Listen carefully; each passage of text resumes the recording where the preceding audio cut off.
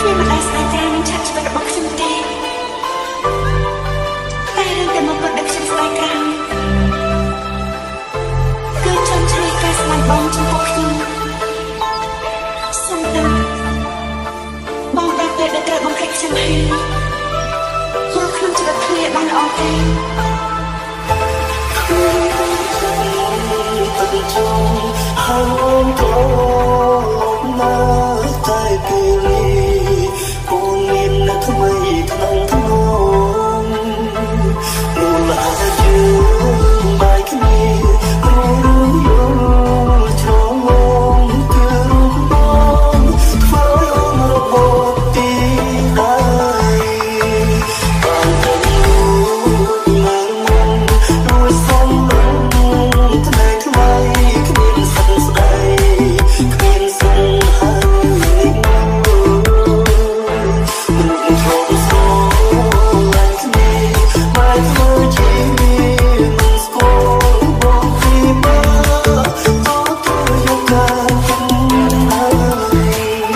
ជួបបងបានបងក៏គេចាំត្រូវមួយដែរជឿណាស់ថាត្រូវជួបហើយអរយ៉ាអូនមកដល់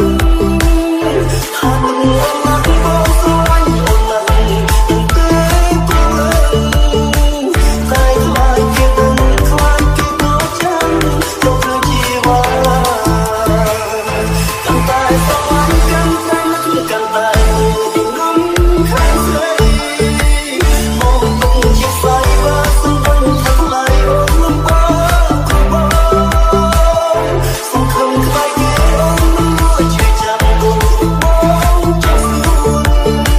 ក្បែរគេចូលអូនធ្វើតាមមកឈឺតែសប្បាយចិត្ត